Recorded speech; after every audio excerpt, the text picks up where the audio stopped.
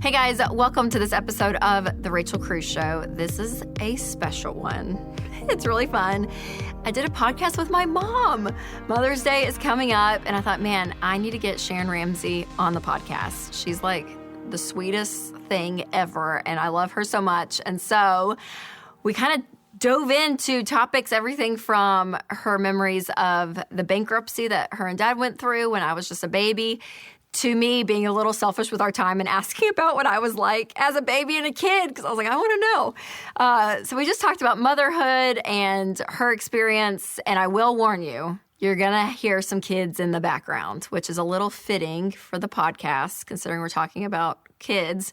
So we recorded this at my sister's house, and so my little girl, Amelia, who's 4, and my sister's little girl, Lydia, who's almost 4, they're like 3 months apart, they are running around in princess fairy tale fantasy land. And so you will hear background noise. I'm sorry, it's not perfect, but you know what? That's life. So I cannot wait for you guys to hear this podcast with my mom, Sharon Ramsey. All right, Mom, here we are. We're at Denise's house, my sister, your daughter. Yes. You picked up our little girls from school. And so I was like, well, I'll just meet you at Denise's house and she'll be here. And so I was like, well, I want to talk to my mom. Let's have a podcast with Sharon Ramsey. Let's do it. People love you. Like when you've been on the cooking segments of the Rachel Cruze Show. Rachel, I think you are really twisting my arm. I swear. People are like, bring back Sharon. Well, it's pretty hard to think that. But if you say so, I'll take a little bit of that and say, okay. They love you. Okay, so we mostly hear from Dad in life because of his job. And so rewinding almost 30, it's been 30 years of the bankruptcy years. Mm-hmm. So go back in your mind and your memory all the way back. Dad talks about how like our marriage was hanging on by a thread. He said Sharon would have left, but we only had one car. Yes. She couldn't leave. Yes. And so not everyone is in dire straits. Not everyone listening to this is in the middle of a bankruptcy, but money fights money problems is a real thing. Oh my goodness, of course it is. Yeah, it's one of the leading causes of divorce. Totally. So it is. So I want to know on the marriage side of you guys, as you have these 2 little kids, Denise was a toddler, I was just a newborn baby during that period of time. Was it as hard as he talked about? Oh goodness. So I think it was just more difficult actually, because he probably had so much more information. Well, I know he had more information because he was living in it. Yeah, and he was the one that made those decisions. Oh, yes. And I really think he probably held back maybe a couple of months more. He didn't tell me the whole story, I don't feel like, early on. But I feel like as the bankruptcy, as time went on, he started explaining.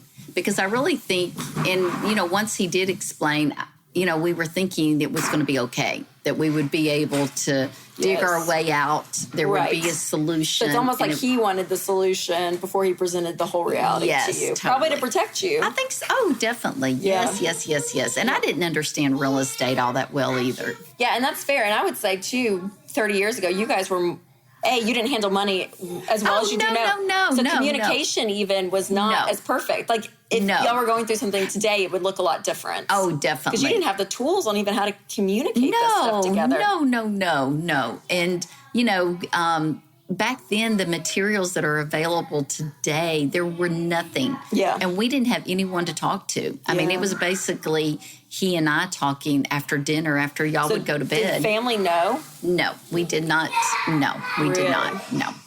Oh, I don't know why. Looking back, yes, we should have. I guess probably because we were just so embarrassed. I mean, that's just the only word I can think of, just being embarrassed. I mean, I don't feel like people back then, they didn't talk openly about situations that were happening inside the home. Yes, because even now people like go to counseling and they talk about counseling openly. Like, of course. Things are just so much more accepted socially when you're struggling. Yes. Okay, that's good. I just always think it's interesting to hear more your perspective of it.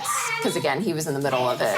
Like the details and the tactical side of what was going on. But. Right. And he had such a good business mind. I did not have a business mind. I was just concentrated more on being at home and, cook. What am I going to have for dinner? What are the kids and I going to do today? Holding down the fort. Yeah, definitely. It's a full-time job. But right we there. were on a strict budget. I will have to say that. And I had a certain amount to go to the grocery store. And I wished I could remember what that amount was, but it wasn't much. Yeah. And to go to the grocery store and buy diapers and baby food, it was tough. Yeah. It was tough. Yeah.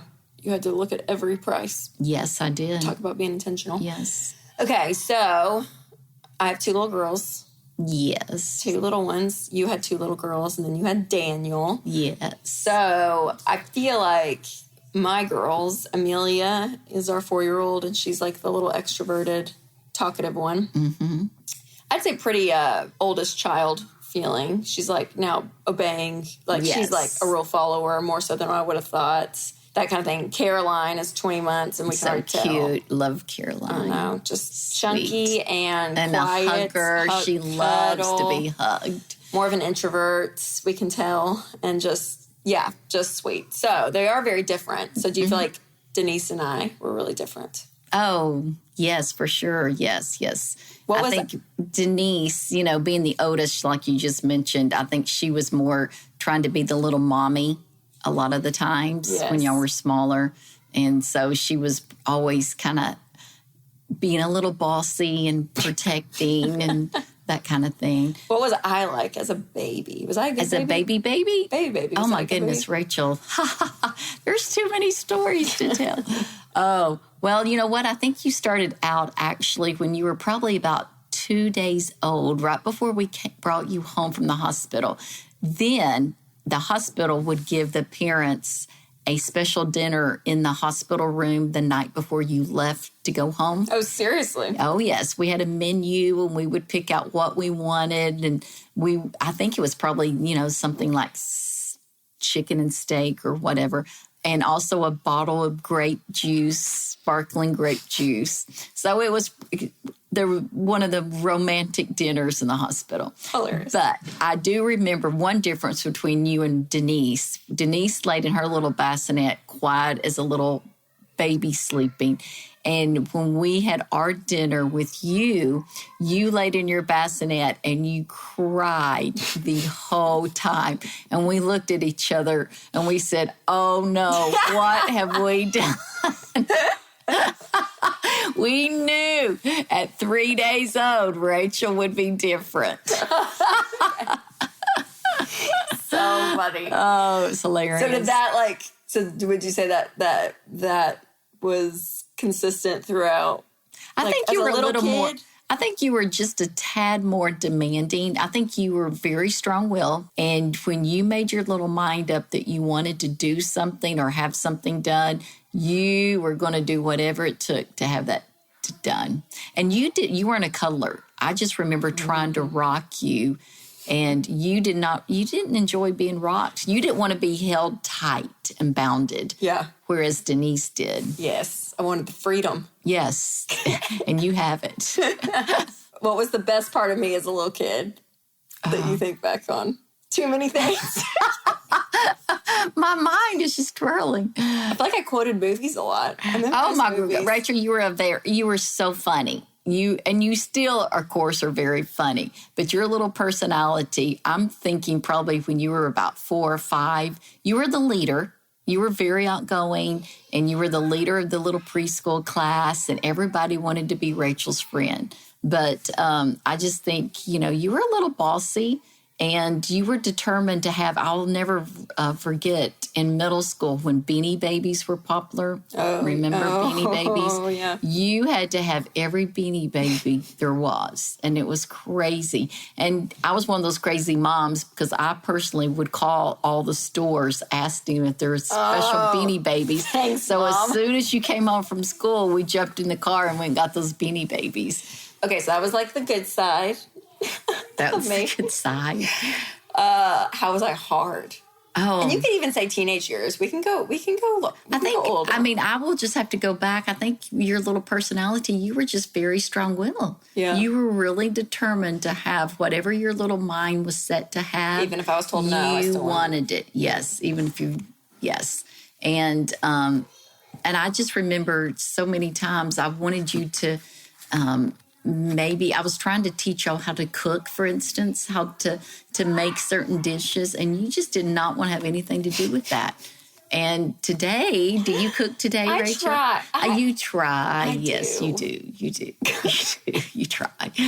But Hey, I made a homemade kale Caesar salad last night with homemade dressing. oh, Rachel, yummy. You proud? Yes, I am. Thank you. Very Thank nice. you.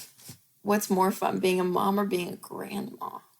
Oh, Rachel, how could I choose being a mom or being a grandma? How, A lot of people how say, would you weigh a that lot of one people out? say being grandparents is like the best. Oh, my goodness.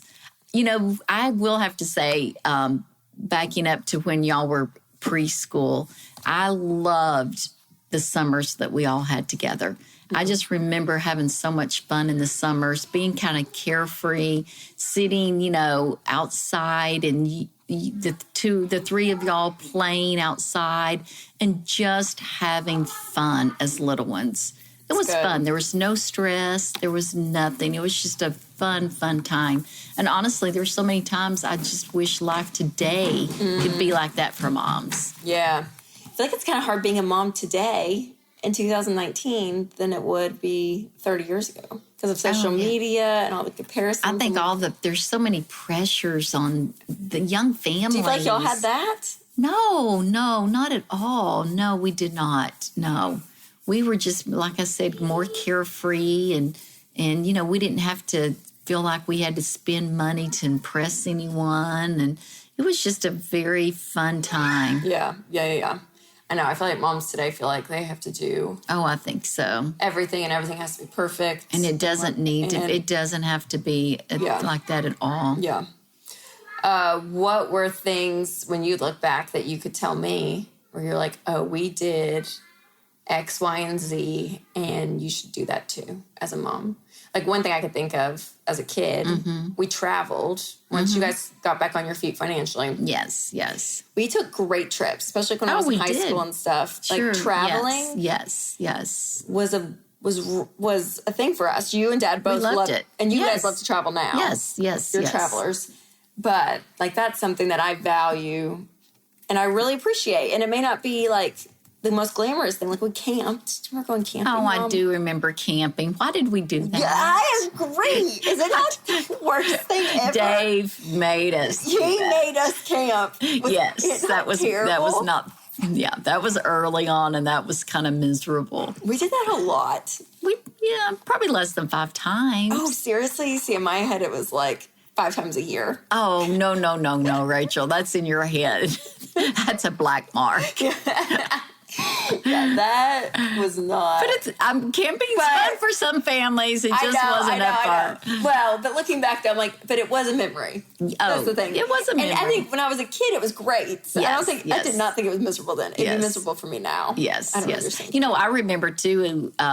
Some fun times we had would be, in the spring or summer nights, we would ride our bicycles. Yes. Don't you remember getting on our bikes and just kind of riding up and down the street? And it was just fun times. We did a lot of family stuff together at night. Yes. We did puzzles. Remember the little puzzle game that we always played? We had games that we played. And we would sit outside at night without no TV, no agenda, just sit outside and chase the lightning bugs. Yes. I know. I feel like that's the thing too. Is I'm like, there were so many less distractions back then. Yeah. So I feel like you have to be that much more intentional now to like put your phone away, turn off the TV, put the computer away, and like go spend time because that was huge. Yes. And family dinners. Yes, we did. Yes, and I grew up in a home that we would have family dinners and my mom cooked, of course, large meals, and I enjoy cooking. So it was easy for me to step into that. But, oh, yes, I felt with me being at home, that was my responsibility to the family, was to prepare dinner every night. Yeah. And, Dad worked hard and y'all were in school. You came home hungry. So, as I enjoyed it. I enjoyed planning and cooking. Because you were a great stay-at-home mom. Was there any part of you that ever wanted to work, or were you great? Like, being home is like, you're like, oh no, I was called to be a stay-at-home mom, and that is where I wanted to be. Oh, no. I felt guilty. Many times I did feel guilty because I personally was not bringing in an income. Oh, yeah. So I had a little bit of guilt because I knew at different stages that we needed more money. Yep. And, I wasn't able to provide that. And I think, too, I felt like sometimes when people said, hey, what do you do? And you go, oh, I stay at home.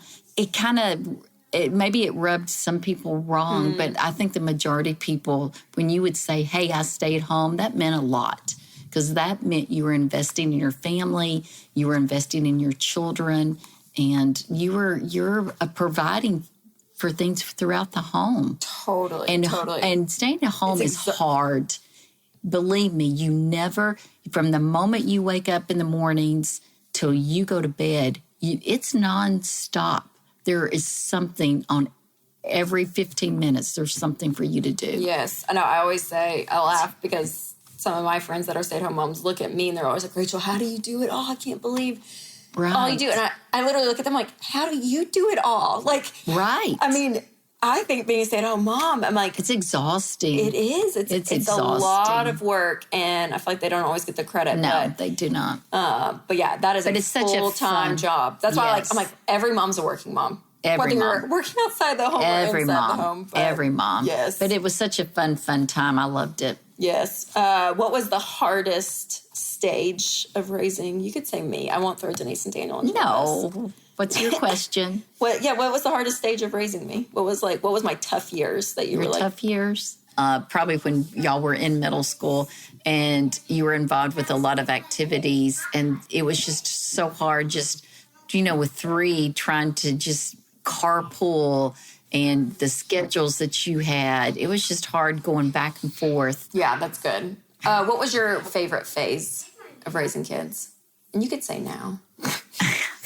I feel like adult children or children that when you can talk to them and have like actual conversations, that seems amazing. That seems amazing. Rachel, honestly, I will look at each stage of life. I loved babies. Mm-hmm. I loved the preschool when y'all were learning things, and we were, like I said, we were outside when we were playing and doing fun little games.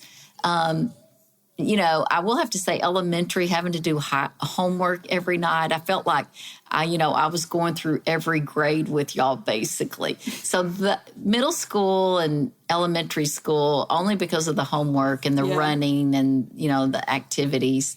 High school was fun because I think, now you're an adult almost in high school. Yeah. And like you said, communication is more open, feelings are shared.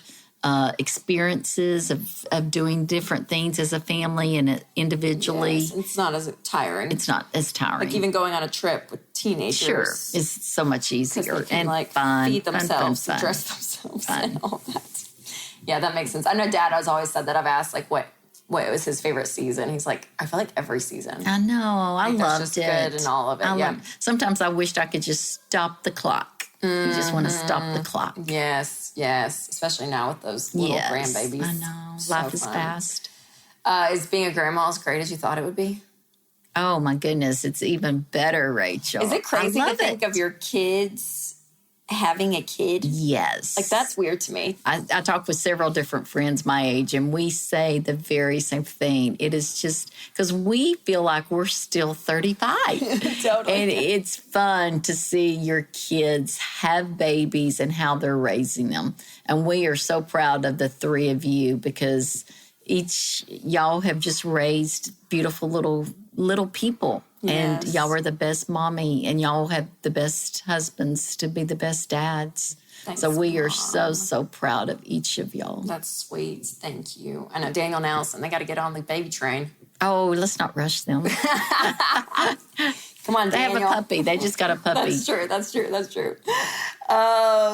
Okay, I just thought of this because we haven't brought Daniel into this talk. Was it different raising a boy and a girl? Because I haven't done that. Yes. I feel like, hands down, little boys are so easy. I loved little Daniel. And probably because I did have the two girls, and we wanted a third and wanted the third to be a boy. Yes. So that probably made a huge difference. But I just remember Daniel was probably more of a little mommy's boy than y'all being more of a mommy's girl. Yep. Yeah. Because there probably is a special bond between a mom and a son. Yes. It's different than a mom and a daughter. Exactly. Sure. I appreciate that. Yeah, I think so. Little Dan. We still call him Little Daniel. We do call him Little Daniel.